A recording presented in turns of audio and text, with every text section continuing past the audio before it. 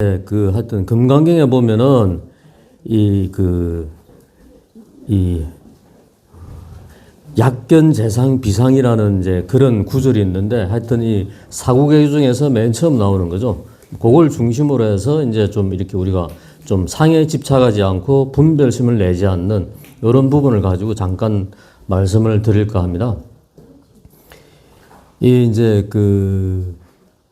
우리가 이제 불교를 믿고 이렇게 신행을 가지는 부분들이 보면은 우리 노보살님들 같은 경우는 또 시어머니 때부터 같이 이렇게 내려오는 이런 경우도 있고, 또 어머니하고 같이 가면서 절에 계속 다니게 되는 이런 분들도 있고, 또 때로는 이제 하여튼 90년, 한 2000년대 전후로는 이제 입시기도를 통해서 불교에 눈뜬 이런 분도 굉장히 좀 많았죠. 근데 지금은 이제 원체 이 복잡한 시대, 힘들고 어려운 시대를 살다 보니까 사람들이 다 이제 여러 가지로 마음이 힘들고 괴롭고 하여튼 이런 것들 때문에 선 명상을 통해서 또 불교에 접하는 이런 분들도 좀 많이 있습니다. 이제 미국 같은 경우는 대표적으로 마음챙기 명상이라고 이바사나 명상을 이렇게 어렵프레건으로 바꾼 그런 마음챙김 명상인데, 이게 이제 2천만 명이 매일 한다고 이야기를 하거든요. 근데 이제 이 사람들은 이 동남아시아나 한국, 중국, 일본과 같은 동북아시아처럼 이 교단, 스님들이 중심이 되어서 부처님에 대한 신심, 이런 거로 불교를 믿고 행하는 게 아니고, 불교적 명상 수행 방법만 받아들여서 자기 마음을 좀 다스리는 이런 데 이제 초점을 많이 맞추고 있다고 그러죠. 그래서 좀 새로운 형태로 변화된 불교, 미국 불교 같은 경우는 좀 그렇게 이제 볼 수 있는 이런 거로 좀 볼 수 있습니다. 근데 이제 가만히 이제 본인들을, 저도 마찬가지지만은 돌아보면은 처음 가졌을 때 그 마음을 이제 지금도 그대로 유지하고 일관되게 유지하고 있는 분은 드물다는 이야기죠. 이게 이제 보통 작심삼일이라 그러잖아요. 그렇고 또 이제 우리 불교대학을 통해서 이제 불교적 신심을 가지고 했던 분은 불교적 가르침을 좀 배우고 익히면서 이 불교적 가치관 이런 거로 이제 눈 뜨면서 그런 생활을 하려고는 하는데, 보면은 불교대학 다니면서 이 봉사활동을 많이 하거든요. 봉사활동 하면서부터는 이제 싸우기 시작하는 거죠. 본래의 모습이 좀 그대로 많이 들어가죠. 이렇게 불교대학 들어가서 기본만 다니면서 익혔던 불교적 가치관이 이 생활 속에 뿌리 내린 게 아니고 머릿속에만 좀 뱅뱅 돌죠. 실제 생활에서는 본래 모습이 그대로 좀 드러난다, 이렇게 볼 수가 있죠. 그러다 보니까 봉사활동 하면서 오히려 사람들하고 더 많이 부딪혀요. 특히 공양간 봉사하다 보면은 뭐 때문에 그러겠습니까? 김치 담그면은 이게 고춧가루를 더 넣어야 된다, 안 된다. 소금을 더 넣어야 된다, 안 된다. 이거 가지고 이제 싸운다는 얘기죠. 그 말은 내 생각 기준으로 판단하는 게 그대로 이제 가지고 드러난다는 이야기죠. 그래서 이 금강경에는 그런 말을 하죠. 처음은 우리가 다 좀 공부를 해서 마음을 가다듬어서 또 이제 보리심을 바란다, 이렇게 표현하잖아요. 그랬을 때 보리심을 낸 보살은 어떻게 살아야 하는가? 응운하주. 그리고 어떻게 그 마음을 다스려야 하느냐? 그게 운하항복기심 이렇게 이제 붙여져가 이제 나오기도 하죠. 그러니까 수부리가 그렇게 물으니까 부처님이 하신 말씀은 중생을 제도하고도 제도했다는 상을 갖지 마라. 그러니까 상은 분별심이고 집착이고 그런 이제 관념이고 이런 게 되겠죠. 그래서 보살이 상을 갖고 있으면 진정한 수행자가 아니다. 그래서 보시를 해도 무주상 보시를 해라. 늘 이제 그런 말을 많이 하잖아요. 그 말은 뭐냐면은 이 무주상 보시라고 이야기할 때 보시가 단순히 이제 재물 보시만 포함되는 것은 아니고 가장 큰 게 법보시죠. 금강경에도 그런 이야기 나오는 게 칠보를 가지고 수미산 가득할 만큼의 그런 칠보를 가지고 공양을 하고 보시를 한다 하더라도 이 법보시 하나 한 것보다 못하다 이렇게 이제 이야기가 나오죠. 그래서 이 법보시를 이제 굉장히 이제 중요시하게 생각하는데, 그래서 이제 무주상 보시를 한다고 할 때는 보시를 하되 구하는 마음을 갖지 마라 이렇게 이제 표현을 하죠. 보통 이제 주면 아무 생각 없이 주고 받고 이렇게 돼야 되는데 그게 아니고 다 이제 나름의 자기 생각과 기준이 좀 들어가잖아요. 예를 들어서 선물을 하나 줄 때나 선물을 하나 주면은 다음에 뭐 크게 바라지는 않아도 거기에 상응하는 그 반응이 보여져야 다음에 또 주죠. 또 보통 이제 그 분별심이라고 표현하는 부분이 어떻게 작용하느냐면은 우리가 이제 그 자비를 베풀어라, 자비심을 가지고 사람을 대해라 이렇게 표현을 해도 기본적으로 자기한테 잘해주는 사람한테 자비를 베풀죠. 자기를 헐뜯고 욕하면은 자비심이 온데간데 없죠. 근데 이제 이 불교에서는 그러한 그 어떤 이 자비심도 좀 평등심을 가지고 대해야 된다. 이제 티베트 불교에서는 그렇게 표현합니다. 이 자기를 괴롭히고 힘들게 만들고 어렵게 만드는 사람이 바로 나의 진정한 스승이다 이렇게 표현하거든요. 왜냐하면 그렇게 되어야만이 내 마음이 단련된다는 이야기죠. 이제 그런 차원에서 이제 그렇게 표현하는데 참 쉽지는 않죠. 근데 이제 이게 이제 그 어떤 상에 집착하면은 이제 유마경에 보면은 그런 이야기가 있습니다. 하늘의 천녀가 이 그 부처님 회상에서 이제 그 많은 보살님들과 성문 제자, 부처님 제자들이 이제 모였을 때 하늘에 이제 꽃비를 뿌리는 거죠. 그러니까 이제 이 하늘 꽃을 막 뿌리니까 그 꽃이 그 보살님들한테는 대보살한테는 꽃잎이 붙지가 않고 이 성문 제자, 그러니까 이제 사리불 존자 뭐 이 10대 제자분들 하면 쭉 여러분들이 계시잖아요. 그분들 그 옷에 꽃잎이 딱 붙어서 안 떨어진다는 얘기. 아무리 이렇게 떼려가 그래도. 그래서 이제 이 천녀가 이 사리불 존자에게 묻는 거죠. 존자님, 왜 그 꽃잎을 떼려고 하십니까? 이제 그러면서 이 꽃잎 자체는 분별이 없죠. 분별이 없는데 사리불 존자가 이게 이 꽃잎을 그 옷에 붙이고 있으면 법답지 못하다고 생각을 하는 거죠. 상을 갖게 된 거라는 이야기죠. 그러다 보니까 아무리 떼려도 해도 안 떼진다는 이야기죠. 분별심을 내고 집착을 하게 되니까 이게 법답지 않은 거니까. 근데 우리 그 문수보살, 뭐 또 이 관자재보살, 관세음보살 이런 대보살들은 그러한 것들에 대한 분별이 없죠. 그러니까 꽃잎이 여기 떨어졌다가 자연스럽게 이렇게 떨어진다는 이야기죠. 그런 어떤 이제 이마경의 구절이 나오거든요. 그게 이제 금강경에서 이야기했던 것과 일맥상통하는 이제 그런 이야기라고 이제 생각이 듭니다. 이제 그 구한말의 어떤 선생이죠. 우리 한국 그 선불교를 다시 일으켰던 이제 경허선사라고 계신데, 이 이제 경허선사께서 어느 날 그 암자에 본인하고 이제 그 상자하고 이렇게 같이 살게 되었죠. 그러니까 이제 그 상자는 원주 소임을 맡아가지고 이제 이렇게 하는데, 이 단을이 이제 그 단을은 이제 우리 신도분으로 표현되어지죠. 백의 단을 이렇게 표현하잖아요. 그래서 이제 신도분들 중에 두 부류로 나눠지는데, 한 사람은 이제 경허스님에게 이렇게 옷도 그 시주에 드리고 또 용채도 드리고 뭐 내가 온갖 수발을 다 들은 거죠. 또 한 단을은 경허스님이 곡차를 좋아했습니다. 그래서 곡차만 공양 올리는 거죠.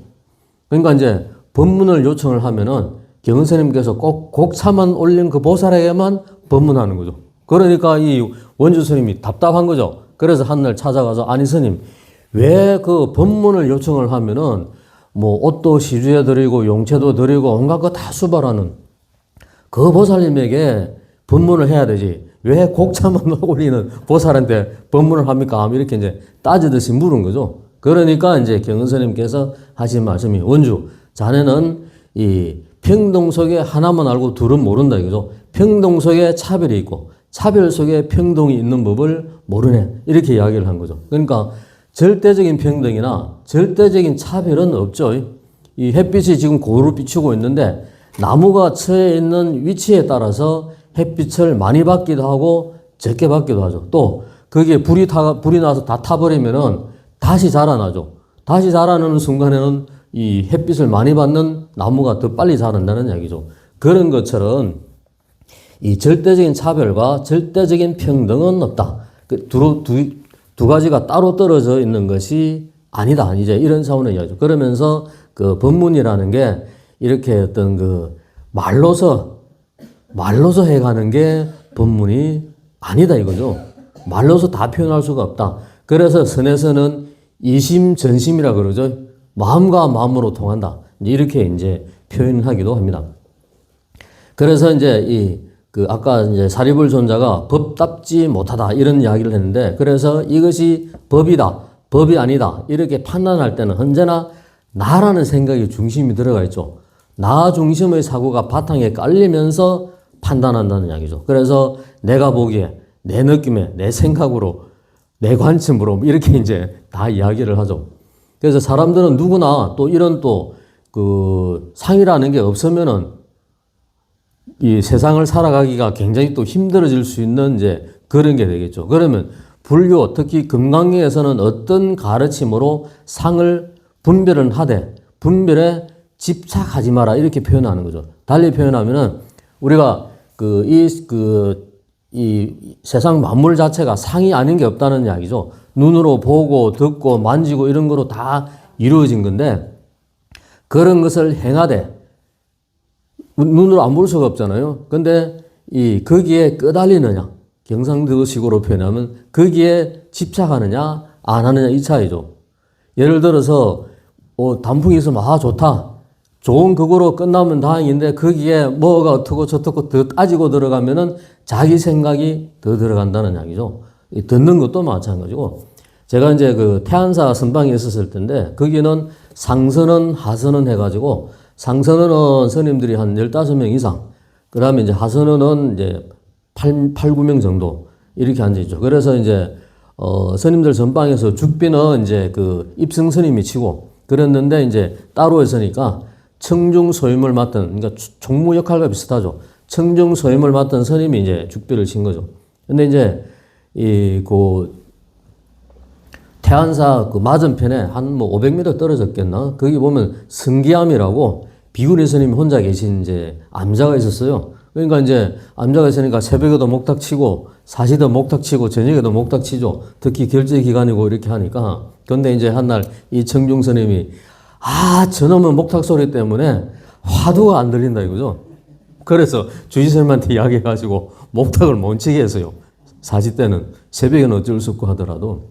그러니까 이제 이 경우도 마찬가지죠. 덧때 우리는 목탁 소리 좋거든요. 졸음도 오고 뭐 들었다 안 들었다 이래 되는데, 목탁 소리 들으면 뭐 이제 듣는 대로 이렇게 되는데, 그러니까 이제 이 본인 스스로가 듣는 그 자체의 상에 이게 딱 집착을 해버린 거죠. 그러니까 저게 나쁘다 좋다 이렇게 판단을 해버린 거죠. 근데 실제로는 목탁 소리 때문에 그런 게 아니고 스스로의 마음에서 우러난 상 때문에 그런 거죠. 그래서 상에 집착하지 마라. 금강경에서는 이제 그렇게 이제 표현을 합니다.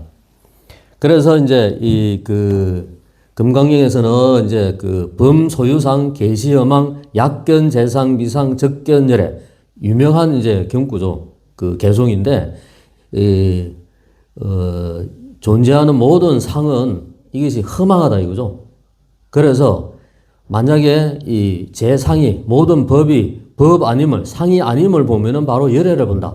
깨달음을 얻는다. 이런 이야기죠.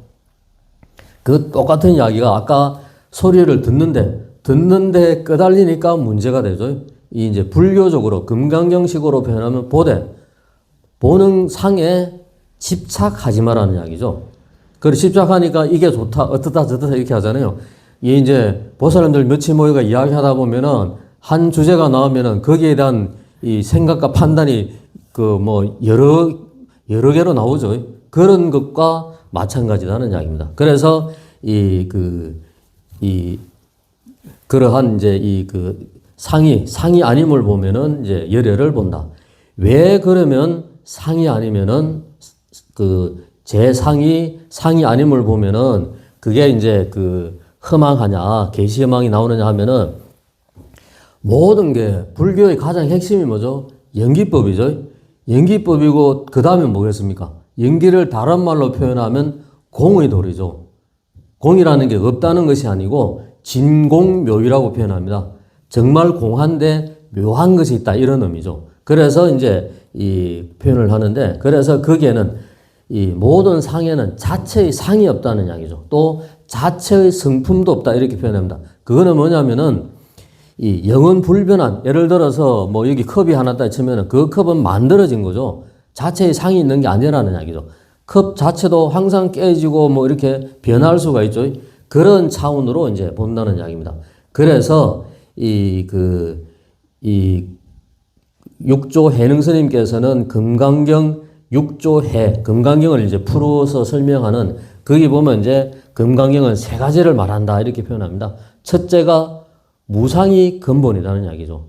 그 다음에 무주가 몸이다. 그 다음에 묘유 이제 이렇게 표현을 합니다. 그래서 그것은 뭐냐면 아까 말씀드렸던 대로 우리가 보는 것, 들리는 것, 만져지는 것 이게 모두 그 형상인데 그게 상이 아니다 이런 이야기죠. 그 상이 아니다라는 것은 이 고정불변된 상으로 있는 것은 없다는 이야기죠. 항상 바뀐다. 그래서 집착할 게 없다. 이런 표현을 이야기하죠. 그래서 과거신 불가닥, 현재신 불가닥, 미래신 불가닥 이렇게 표현하죠.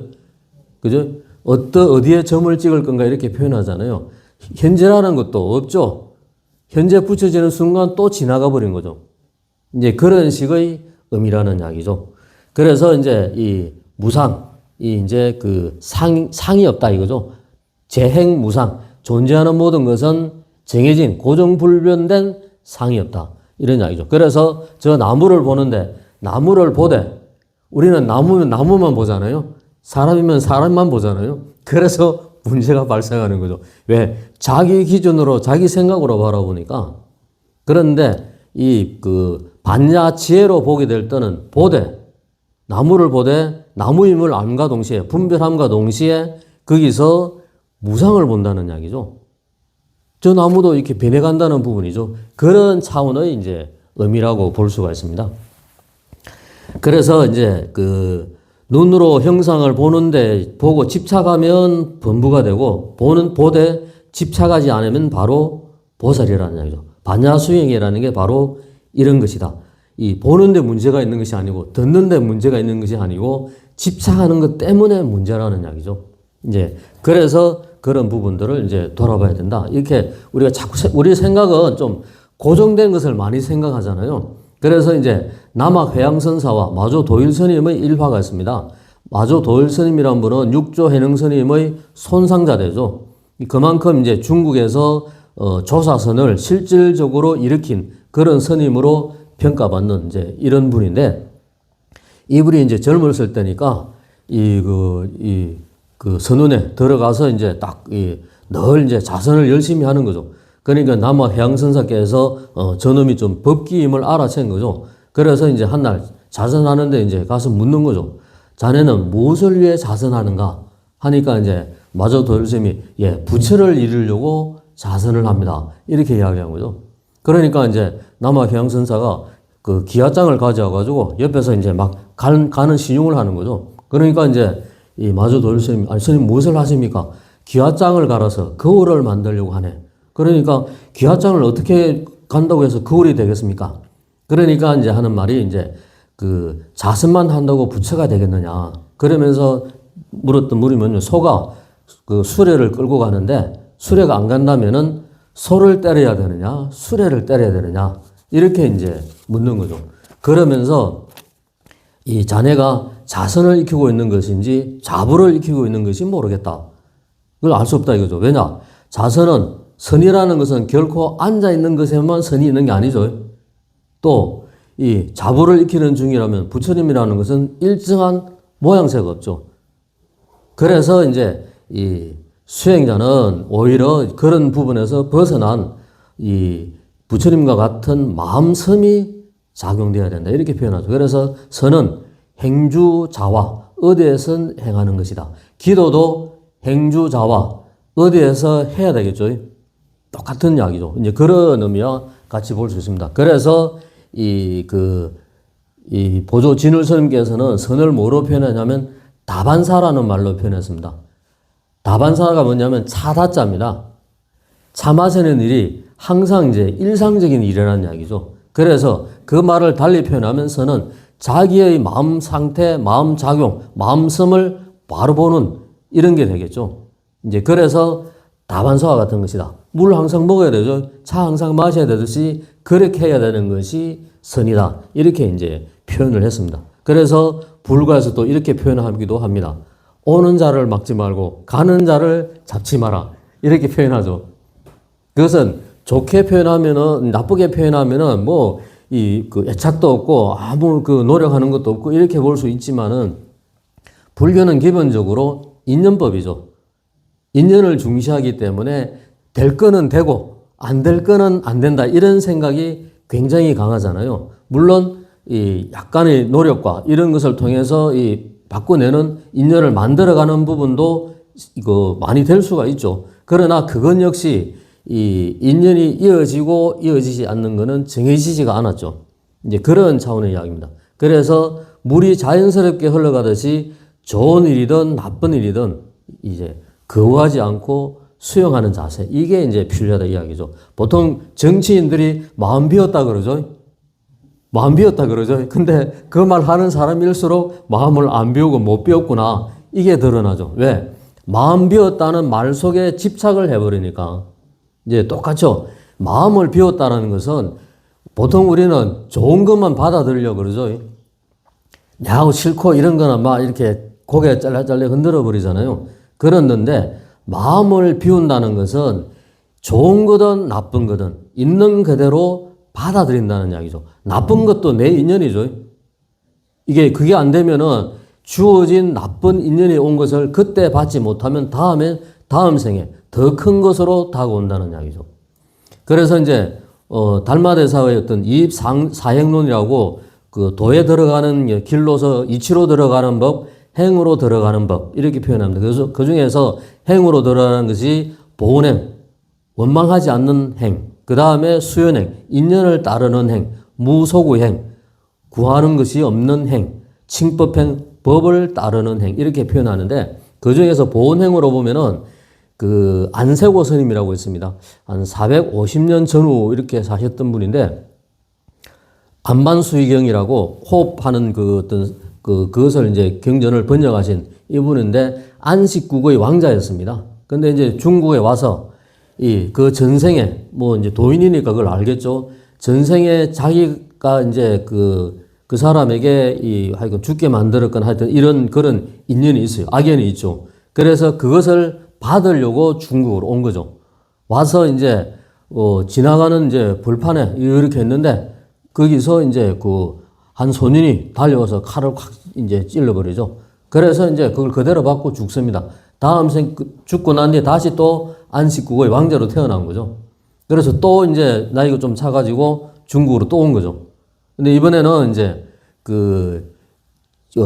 지나가는 수레에 나무를 싣고 가는데 그 나무가 떨어져서 죽습니다. 근데 이제 미리 사전에 주변 사람에게 저 사람이 잘못해서 내가 죽게 되는 것이 아니다. 전생의 어변 때문에 내가 받는 것이다. 이렇게 이제 이야기를 하고 그렇게 이제 받고 또 죽고 다시 안식국의 왕자로 태어나서 이제 이번에는 이제 와서 경전을 번역하고 선수행을 이제 초기 선수행을 했던 그런 스님도 계시거든요. 이제 보은행의 대표적인 경우라고 볼 수가 있습니다. 근데 이제 보통 일반적으로 이야기할 때 달마대사의 가르침 중에서 이제 우리가 좀 새겨볼 것은 수연행이죠. 수연행은 뭐냐면 따를 숫자, 인연자, 행할 행자죠. 인연을 따르는 행을 해야 된다 이거죠. 그래서 우리가 다 이제 업을 짓고 업연에 따라서 살아가는데 그게 좋은 거든 나쁜 거든 이 인연에서 오가는 거기 때문에 있는 그대로 받아들여라. 그래서 어떤 경계든 흔들리지 말고 수행에 힘쓰라. 이렇게 이제 그 말을 하는 이제 그런 이제 예가 이제 있다는 이야기죠. 그래서 이제 보통 또 이렇게 표현하기도 하죠. 그 비틀즈 노래 중에서 Let It Be라는 그 노래 많이 좀 들어보셨죠? 근데 저도 뭐 이렇게 좋아하고 하긴 했지만 그 뜻이 무슨 뜻인지는 전혀 생각을 안 했단 말이죠. 근데 이제 이걸 해석한 걸 보니까 순리에 맡기라. 그리고 이제 그냥 흘러가는 대로 내버려둬라. Let it be, let it be 하는 게 그런 뜻이랍니다. 하여튼 이제 그런 것처럼 너무 자기 생각과 자기 주장과 자기 사고의 틀을 가지고 재단을 해버리게 되면은 이게 스스로가 상에 갇혀버린다는 이야기죠. 그래서 분별은 하되 분별을 안 할 수는 없죠. 판단하고 이렇게 해야 되니까 거기에 그 집착하는 것들에서는 가져서는 안 된다. 벗어나야 된다. 이런 차원의 이제 이야기라고 볼 수 있습니다. 그래서 뭐 물건이든 망상이 됐든 또 명예와 부든 사람과 인연도 잠시 모였다가 흩어지죠.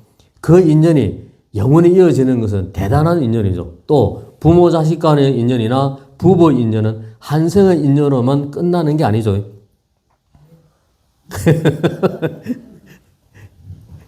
그 이제 보통 그 보살님들한테 다음 생에도 지금 거사님을 만나서 결혼하겠느냐 하면은 전부 다 싫다고 고개 잘래잘래 흔들죠.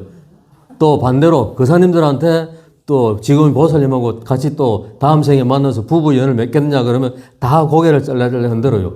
그 중에서 다음 생에 그래도 만나고 싶다고 생각하는 사람은 한 10%, 20% 좀 되겠죠. 10%도 안 되나요? 그랬는데 다음 생에 그 만나고 싶지 않다고 만나기 싫다고 생각하는 사람들이나 다음 생에 꼭 만나서 부부 연을 맺겠다고 생각하는 사람이나 다음 생에 100% 만나게 돼가 있죠. 왜 그렇게 했습니까? 내가 이 만나기 싫다는 생각의 업을 지었죠. 그 다음에 그 좋다고 생각하는 사람 내가 다음 생에는 꼭 만나야 되겠다는 생각의 업을 지었죠. 업은 지었으면 갚아야 되잖아요. 그래서 그러면 어떻게 해야 되겠습니까? 무심해야 되죠. 무심해야 된다는 게 뭐냐? 만나면 만나서 좋고 만나지 않으면 안 만나서 좋고 이렇게 되면은 이게 비켜갈 수가 있겠죠. 그럼 뭐 어쨌든 간에 이걸 달리 표현하면 어떻게 되느냐? 선에서는 그렇게 표현하게 합니다. 앉을 때 앉을 줄 알고 설 때 설 줄 알아야 된다. 이렇게 표현하죠. 이 말은 일반 생활 속에서는 어떻게 이야기되어지느냐? 자기 처신을 제대로 잘하고 꼭 필요한 부분에 이제 그 말과 행을 하는 이런 것으로서 이야기를 하잖아요. 근데 이 선에서는 어떻게 표현하느냐? 이제 그 성철 큰스님도 그렇게 표현하죠. 그래도 나는 앉을 때 앉을 줄 알고 설 때 설 줄 안다. 이렇게 표현하죠. 이게 어떤 면에서는 겁나는 말이죠. 그냥 단순히 그냥 앉고 일어나는 부분의 이야기가 아니라 본인의 인연법을 알아야 된다는 이야기죠. 지금 내 앞에 닥쳐져 있는 시절 인연에서 어떤 게 내한테 닥쳐왔는가. 그러면 그걸 제대로 알 때 그거를 극복하는 반야 수행으로, 지혜 수행으로 갈 수 있다는 이야기죠.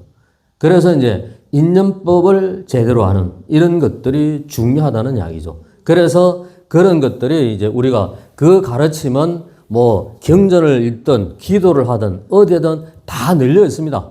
우리 생활 속에서도. 근데 그것을 만들어가는 건 누가 만들어가느냐? 자기 자신이 만들어가는 거죠. 그래서 항상 내 생각을 비우고 상에 끄달리지 않고 집착하지 않고 있는 그대로 사람들 만나고 인연이 계속 다가오면 다가오는 대로 가고 또 멀리 떨어지면 떨어지는 대로 가고 이렇게 이제 그 집착하지 않는 그런 것으로서 있는 그대로 받아들일 때 모든 것을 그래서 순리대로 일이 풀린다. 그래서 이제 이 시절 인연을 제대로 만나서 본인이 바라는 바대로 펼쳐질 수 있는 그런 삶이 되지 않겠나 싶습니다. 그래서 지금 날씨가 이제 좀 추워지려고 해도 바닥도 따뜻한 거 깔았고 다음에는 또 이 따뜻한 거 더 들여와서 할 테니까 더욱더 기도하고 정진하고 자기를 늘 돌아보는 게 굉장히 중요하다는 이야기죠. 그런 삶을 다 같이 살았으면 좋겠습니다. 이상으로 마치겠습니다.